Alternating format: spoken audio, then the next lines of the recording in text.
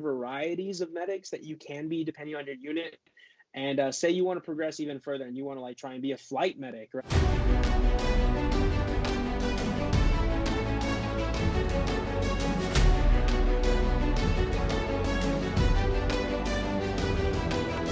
Hey everyone, it's the Paramedic Coach here, back at you with another video, and I have a special guest on the YouTube channel today, which he'll introduce himself here in a moment, Ben Allen. I've been watching Ben on YouTube now for, it's probably been at least over a year, and I finally reached out to him. I'm like, you know what? It's time we do a collab. It's time that we hop on here. We're in very similar, audiences. We talk about very similar things with a twist. You're going to see what it is here in a second. So Ben, welcome, and thanks so much for your time today and hopping on the channel. Oh, thank you for having me, man. I really appreciate it. I'm looking forward to the interview. It's my first medical collaboration with somebody else that is in the medical field. So I'm super excited, and it's going to be a good one. Awesome. Same as well. I'm very excited too. So first question I always ask to the people that don't know who you are, don't know anything about you. They're seeing the flag in the background. They go, okay, I think I know where this is going, but where is this going? So who is Ben Allen? Who are you? All right. So what's up, guys? I'm Ben Allen. I did 4 years in the active duty Army as a 68 Whiskey, which is a combat medic. I then got out in September 2019, did a year in the civilians. No, not a year, my bad. Like a month or two in the civilian side. And I was like, you know what? I missed the Army. So I joined the reserves, and I've been in the reserves for about a year now. But with all that said, my primary job in the military was, being a medic. So whether that's on the line, with the infantry guys or the scouts, or being in a clinic, hospital setting. And that's a little bit of my background. I started my channel, I want to say about, maybe officially I started in 2016, but I didn't start posting military content until like maybe late 2017, early 2018, and we've been doing that, and we've amassed a good following. We're at like 25.7, I believe. So I'm really happy with the direction the channel is going, and I pretty much just put content out there for incoming soldiers, whether they're getting ready to go to basic training, go to their first duty station, or if they're 68 Whiskeys looking to become better medics, or if they're looking into the job itself. Like I guide them and I tell them like how it's going to be in training, what to expect, what are some good study habits to get into. And that's my primary focus on the channel. And that's what I do in a nutshell and who I am. So this is exactly why I want to have you on here. I'll get messages a lot of times saying, hey, like, what are your thoughts on the, 68 Whiskey, like career path, or what are your thoughts on, becoming an Army medic? And I don't have any military experience. All my EMS experience has been all civilian. So that's why I want to have you on here to get these burning questions, answered here. So first question I got here is, when you're evaluating, maybe someone reached out to you, right? And they say, hey, I'm thinking about maybe becoming a 68 Whiskey, a medic in the Army. Like, what are some of the key attributes that you look for, or maybe what the Army might look for? What are your thoughts on that? Sweet. So I'll speak more in the Army sense, because myself, I'm not really the yes or no deciding factor on who gets into the military. So starting off, one personal thing I will say is if you're afraid of blood, you're going to have a tough time. It's going to be no bueno, right? But overall, in order to be a medic, you have to reach certain scores on the ASVAB. The ASVAB is just a test that you take in order to join the military in the first place. You need a 32 just to join a branch of service, but there's underlying scores within this ASVAB test that you need to hit in order to qualify to become a 68 Whiskey. So I believe there's 2 scores they look at in particular for 68 Whiskey, and that's your GT score and your ST score. Your GT score needs to be at least above a 107. If I'm correct, don't quote me on that. You can go to goarmy.com. It'll have the exact scores on there. But I believe GT is above a 107, and ST score is either a 101 or a 103 that you need to have in order to qualify for that 68 Whiskey position. And then once you pass that, you sign your contract. Hey, I'm going to basic and then to AIT as a 68 Whiskey. Basic training is base level. That's you becoming a soldier, right? It really has nothing to do with 68 Whiskey or becoming a medic. But once you graduate basic training, you go to AIT, which is advanced individual training, which focuses on your specific job that you picked in the military, right? Or the Army, because Armies do MOS. And once you get to AIT, you're pretty much, that's your focus, like becoming a 68 Whiskey combat medic. And the name might be a little deceiving, combat medic. It's also referred to as healthcare specialist because not all medics in the military are combat medics. It just depends on where you get put in your unit once you go to your first unit, if you're like active duty or in the reserves of the National Guard, and what type of unit you're attached to. But going to AIT, the first phase is EMT phase, right? This is where you get certified as an EMT. So it's kind of like a civilian course that you would go to become an EMT, except it's really, really fast paced because you're doing this all in 6 weeks. You have about a test every week, maybe 2 tests a week. And then after you do all the tests, at the end of the 6-week course, you take the NREMT, which is what, qualifies you, certifies you to become a nationally registered medic. EMT, right? Basic, that's what they give you. EMT basic, like the basic level, right? And then once you do that, you go into the whiskey phase, which is primarily focused on the combat medic side of 68 Whiskey, like the combat field care, right? The tactical, casualty assessment, all of that fun stuff, doing all these different interventions, applying tourniquets. We're going to get into that all in this video, but just that's some of the base level stuff you're going to need to know. And to be honest, I didn't know any medical things when I first enlisted. They taught me everything there, so that's a good thing. You really don't have to have that background in order to become a 68 Whiskey, but it does help. It'll give you a leg up. And once you do whiskey phase, that's pretty much that. You go to Camp Bullis, which is like a field training exercise for about 2 weeks. They might have reduced it to a week, actually. I went back in 2015, so, times change. Training gets a little shorter, funding get cut, all that stuff, right? But during this Camp Bullis phase, right, you're putting pretty much everything you've learned from EMT phase, whiskey phase into practice. You're doing patrols. You're running a little battalion aid station, which is like a little clinical setting. You're doing care under fire. You're doing pretty much everything you've learned in this, 2-week long, field training exercise. And then once you do that, you graduate. You become a medic, and then you get shipped off to your first duty station, which can be anywhere in the United States and sometimes even overseas, like in Germany, South Korea, Hawaii. Even though Hawaii is still, a state, but, it's overseas. And that's pretty much what they're looking for, those GT scores from the ASVAB, and that you have what it takes to be a medic. You're kind of strong. You don't have to be super strong because you'll get strong with all this training that you're doing, and just have a positive mindset overall and just be adaptable and know how to study. Be a good studier, because if you don't study, chances are you're not going to pass that NREMT. And that's primarily, what the Army looks for and what I would expect from my new incoming medics that I'd be receiving.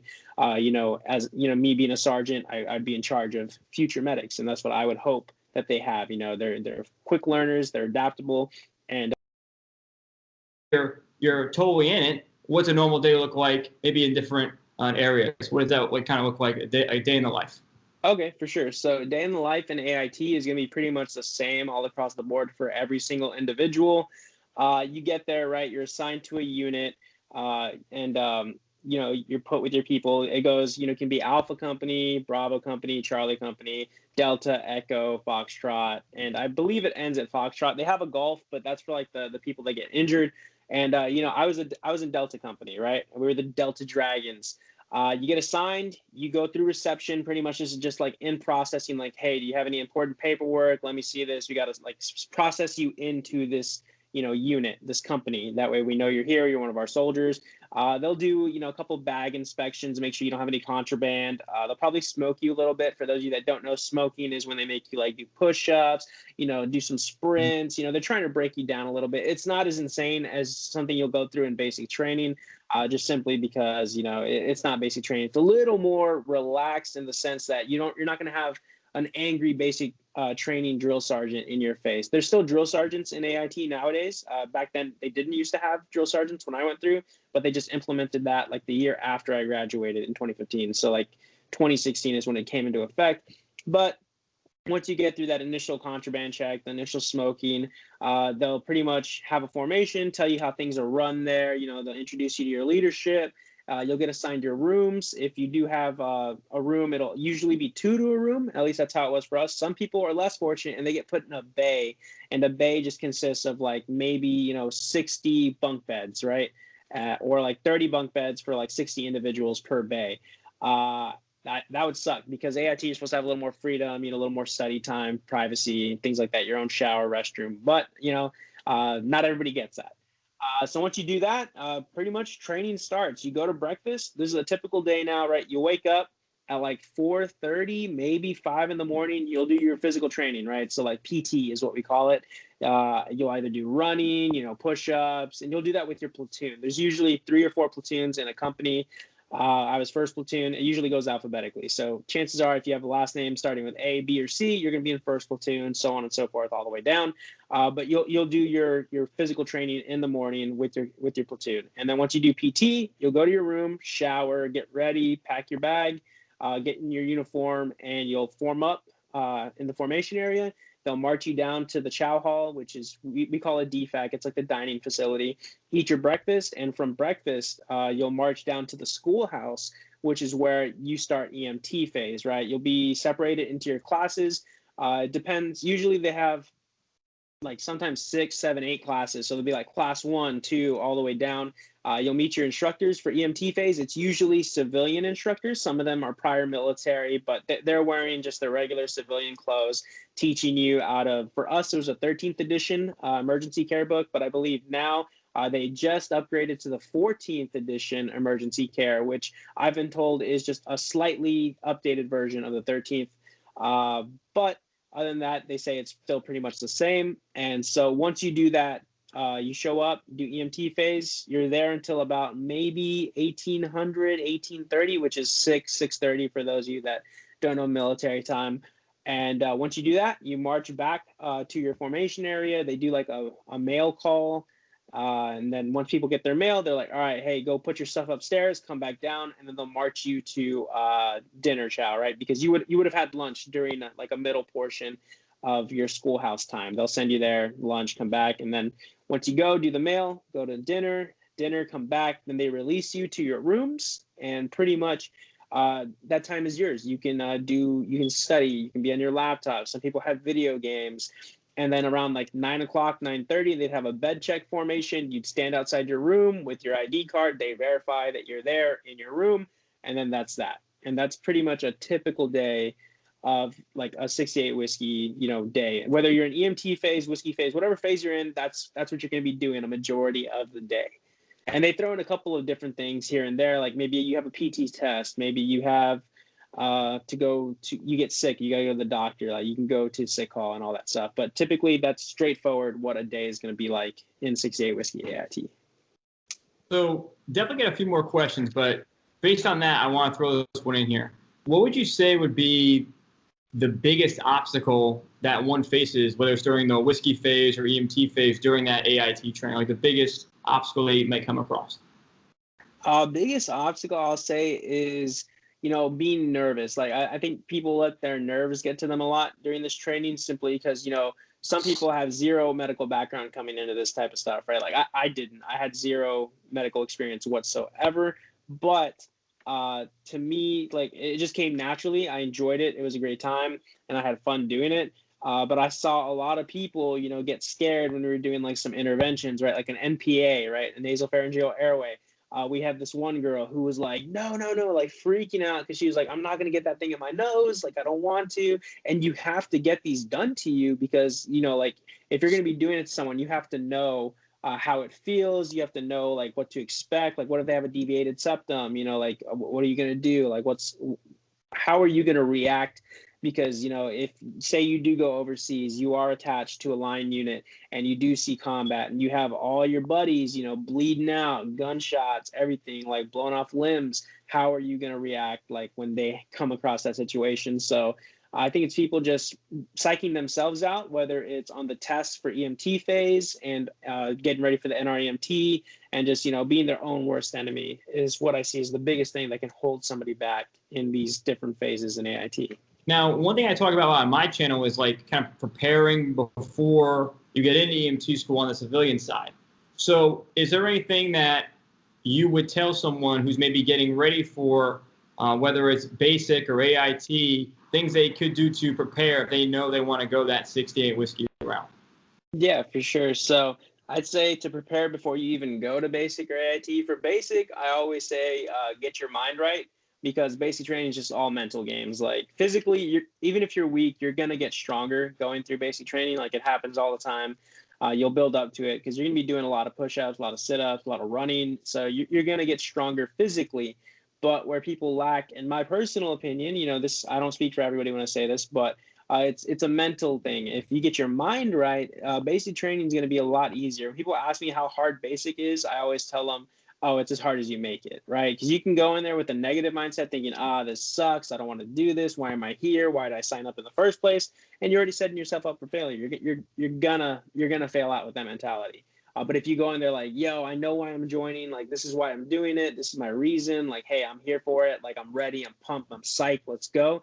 You're going to be fine. Like, it's super, super hard to fail basic training, honestly. So for basic, get your mind right already. Just hit the gym a little bit, run, do sit-ups, push-ups. You'll be fine for that. But for AIT, I highly recommend studying beforehand, right? If you can get your hands on like an anatomy and physiology book, start studying that, learn your medical terms, the prefixes, the suffixes, like it'll help just to have, like, to speak a little bit of the medical lingo, right? Because I know for me, that was one of the hardest parts, like, correlating what prefix, like what part of the body does that correlate to? A lot of my subscribers are active EMTs, advanced EMT, paramedics right now. Some of them may want to transition into the military. How would that work if someone had civilian, let's say National Registry, EMT or paramedic experience? Maybe even there's a lot of associate degree programs out there for like paramedic, for example. Some are even bachelor's degrees out there for paramedic, for example. Like how would that EMT experience help them out going into this role in the Army? Oh, yeah, for sure. So let's say you're just base level, like EMT basic in the civilian side, right? And you're considering joining the military. What some of the things that they do is, if you are already a certified EMT, you can come in as a higher rank. Usually, I believe you can come in as an E4, which is a specialist, and that's a pretty good rank to be. It's like right before the next step, which is sergeant, which is my rank currently. And sergeant is an NCO, non-commissioned officer. They're in a leadership position. So it's, E5, E4, E3, E2, E1, right? And E4 is pretty good because, one, it's more pay. So if that's something you guys are trying to, get, you definitely get that, because as you rank up, you get paid more. It's one of those things that helps out down the line. And also, if you're certified already, you can skip that entire EMT phase of AIT. You don't have to go through it, since you're already, certified. You already have your NREMT. And so you can skip a good 6 weeks of AIT and then just go straight to the whiskey phase and be put in a different, company that's ready to start whiskey phase, as opposed to go through the entire, EMT portion of it. So that's one of the cool things, being certified already. And say you do have a paramedic, and you got it through, a bachelor's degree.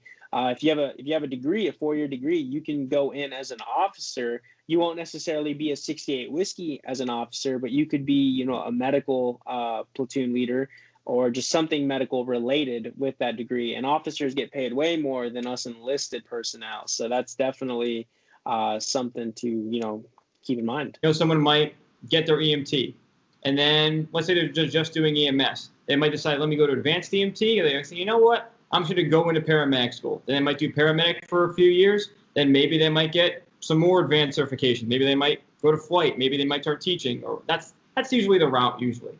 So for someone who's a 68 whiskey, what does that look like as far as the Army goes? Okay, yeah. So progression in terms of the 68 whiskey career field. You start off, if you have like no cert, or you didn't refer a friend, you start off pretty much base level at like E1, which is just a private, and then you can work your way up. You can go to PV2, right, which is private second class, and then you can go to E3, which is PFC, and then you can go to E4, which is specialist, and then sergeant, which is E5. But pretty much in terms of like medical progression, you start off with the base knowledge, EMT basic, the whiskey training, and then you go to your first duty station. And depending on what your duty station is or where it's at, this can determine like what your specific job is going to be. So for example, my unit, we were an armored unit and we had line companies, and line companies just refer to, we have combat MOSs in our, in our company. So we had some infantry guys, we had some scouts, we had some tankers, and these dudes, they need medics as well. So when I got there, they're like, hey, you're going to go to the infantry company. I was like, all right, cool. So I became a line medic right off the bat. And these medics are more focused on, the combat side of things. Not to say I've ever seen combat, but that's just what it's focused on. You're doing more of the tourniquets, the gunshot wounds, that type of stuff on your guys. That's the type of training you're giving them. Should they ever encounter something like that, they know how to, respond, react, and use because we all have first aid kits. It's called an IFAC, which is an individual first aid kit, and it has pretty much everything in there to be able to treat them should, they encounter an injury. Not like multiple injuries, but just enough to hey, you got a gunshot, we have a chest seal. Awesome. Let's slap it on there. Or you're having trouble breathing. Cool. He's unconscious. Let's put an MPA or something. And, it's all about teaching your guys how to do that. And as a line medic, you can progress to the point where, in my career, I was a line medic. I was like the lowest. I was a private, and there's usually another private with you. And then like your team leader or squad leader, he's maybe a specialist or more often than not, a sergeant, an NCO, and he's in charge of you. He's the senior line medic for that line unit. And then, he's in charge of you. He puts you in a platoon maybe. So you as a singular medic are in charge of about 25 to 30 different individuals. Like those are your guys. They get injured, they come to you, you fix them up. And then once you progress from a basic level medic, maybe you'll be a senior line medic of your own line company one day if they need you there. And then you're in charge of your own medics. Now it's your job to train these guys. And then once you can be a senior line medic for like many years. It just depends. But once you hit I want to say like E6, E7, so like staff sergeant or sergeant first class, you're doing a little more admin stuff in terms of this because depending on where you're at, they could make you a platoon sergeant or you could be working directly under a platoon sergeant. And these guys are in charge of running the entire platoon of medics. And so your job is like more, personnel tracking, making sure your medics are where they need to be or up to date on their med pros. So like make sure they have their dental done, their hearing done, make sure your guys are green to go on the metrics, and just managing the day-to-day, going to meetings, planning training for like field exercises, and then you disseminate that information down to your medics like, hey, we have a range, and pretty much a range is just where people go shoot their weapons, right? But we need med coverage for that. You can't have a range without med coverage. So we need 2 medics, one to drive the vehicle and then one to actually treat the casualties should any come. Usually they don't come, and you're just there in case someone gets injured. But that's that in terms of like just being in a regular unit. If you're in a hospital unit, it's a little different. You can do shift work. You can do like 12 on, 12 off, or you can do 2 days on, day off. It just depends. And, as you rank up, you'll be in charge of like different medics and like different parts of whatever hospital you work in possibly. Or if you run a clinic, you'll be doing the admin, having the patients sign in, and then you'll have one of your medics, go screen them up, present them to an officer, which is like a PA, so physician's assistant. Usually it's like a lieutenant, maybe a captain. That is the actual, like a legit, PA or like a medical doctor that you're working under their license for. So you can do different procedures. And those are just some of the different varieties of medics that you can be depending on your unit. And say you want to progress even further and you want to like try and be a flight medic, right? So this will take you from an EMT basic and you'll actually go through the paramedic course and you'll be certified as a paramedic, and you'll get to fly around in helicopters and, with a team of medics helping casualties that need to be like airlifted out of an area or something like that. And that's a question I get a lot on my Instagram as well, is like, hey, how do I become a flight medic? How do I go about doing this? And in terms of the process to do that, it's a lot of paperwork. You have to pretty much fill out a packet. You'll talk to your leadership and be like, hey, I want to be a flight medic. Like, can I get this packet going? You'll start the packet, and this is where it gets difficult because nobody really cares about your career as much as you do. So if it's not going to help them out, they're just kind of like, yeah, I'll get to this. Like, I'll sign it when I have time. And it takes like some weeks, months. Sometimes packets get lost in translation when they're going up the chain, so you have to start all over. And it's just a long process in order to do the whole flight medic thing. But that is something that you can do, once you hit the rank of specialist, and you get that training, and then you go through that school, and then you actually pass the school, and then bam, hey, you probably go to a new unit, and like an actual flight medic unit or something. But that's kind of the progression that it goes in. It's not as streamlined as the civilian side, right? There's many different routes you can go, many different things you can do as a 68 whiskey. You can do a lot. Sounds like true. You'll tell me if it's true. It sounds like you could either be combat or no combat or something different. And is it more random, or is it based on what they've seen from you in AIT? That I find very curious. So what are your thoughts on that? Okay, yeah, so that is a good question. I get asked this a lot as well. So bottom line, it comes down to needs of the Army. Really, wherever they need you, they're going to send you. Medics are a support MOS, so that means we can go pretty much anywhere we have military installations. And you really don't get to pick where you're going to go. They give you a wish list. In AIT, you can put like your top 3 stateside duty stations that you would like to go, right? I put anywhere in Texas for my 3, right? I put Fort Sam at number 1. I put Fort Bliss at number 2. I put Fort Hood at number 3. In hindsight, probably shouldn't have put Fort Hood. If you guys have heard like all the stuff that's been going on there, shitty place. But I ended up getting stationed at Fort Bliss. But typically, they really don't listen to your wish list. That was just dumb luck that I got that. They just send you wherever they need you. And depending on where they send you, you could be in a different unit, right? Like I said, my unit was an armored unit, so we're working with like heavy. We have tanks in our unit. We have 113s, which is like our medical vehicle. They're all armored vehicles. Like they have the tracks that most tanks do, right? 113 really isn't a tank. It's just like a troop carrying vehicle kind of.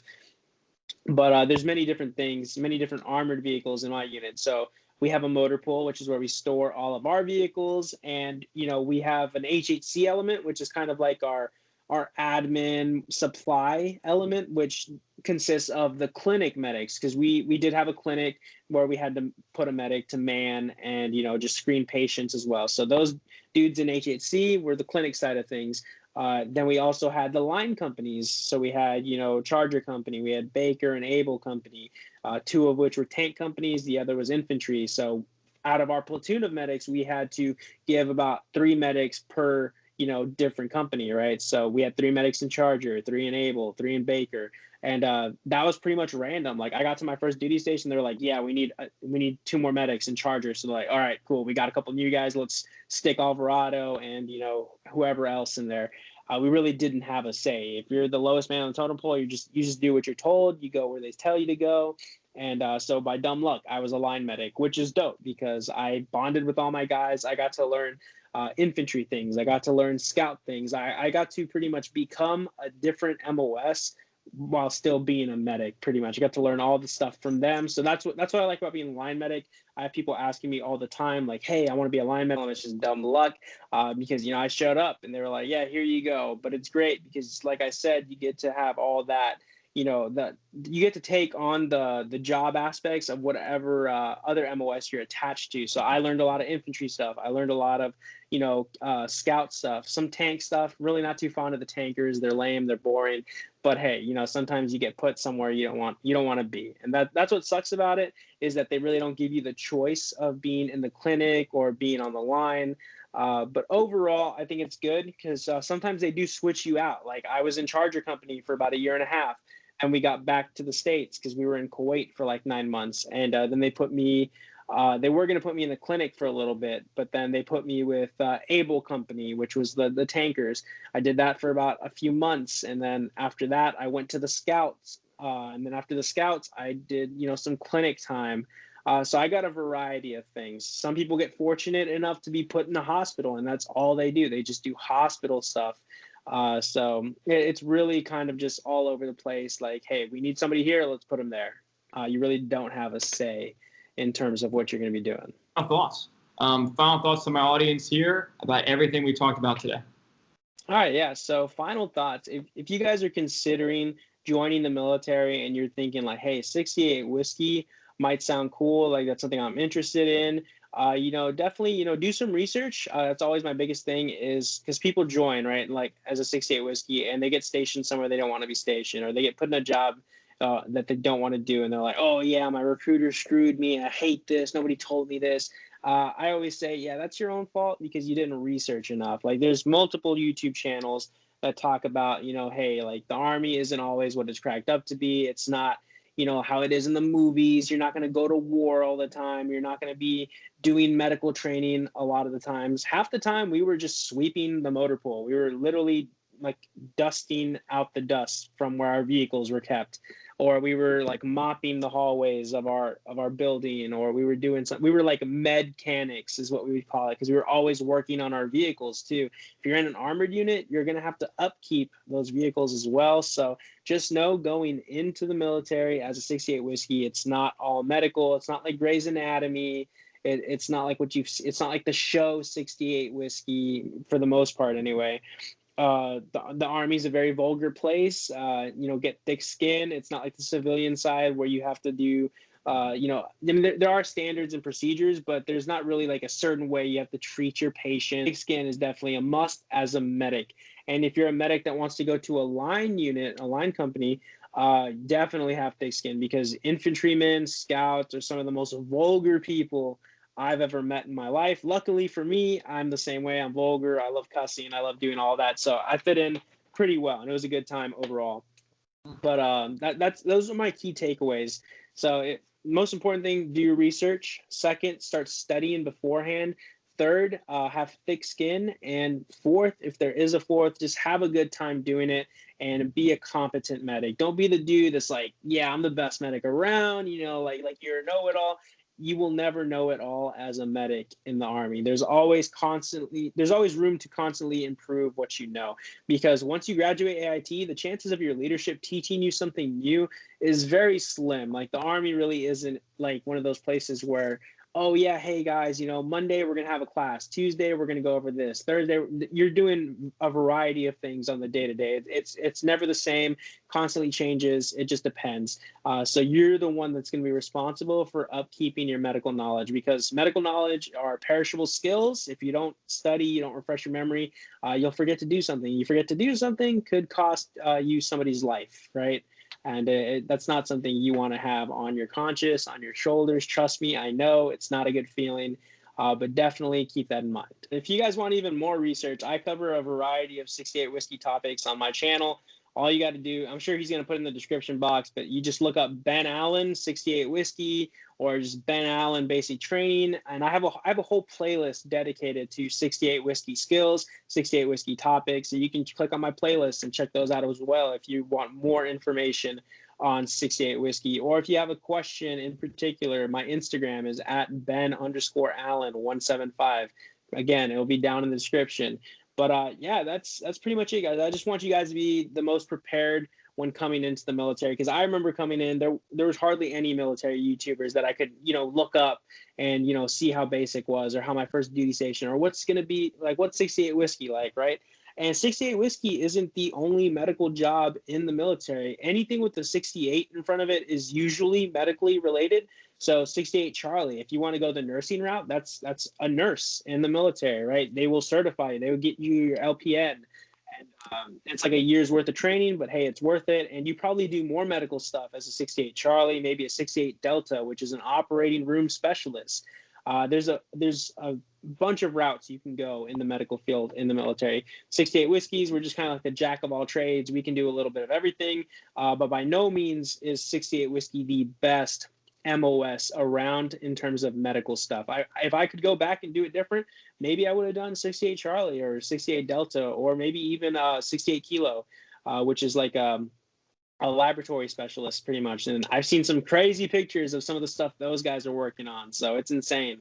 But again, it all comes down to do your research and figure out what's going to be best for you and your future career in terms of what you want to do and how you want to progress. You put out a ton of content. So, if you're somebody out there right now that is looking for someone who's consistently putting out content and they're passionate about what they do, go follow him on Instagram. Go subscribe to his YouTube channel as well. these are the kind of guests that I bring on. We're constantly putting out content to make you better, make you sharper. And Ben, thanks so much for your time today, man. I'll catch you around. Of course, man. Have a good one. Round 2 coming soon.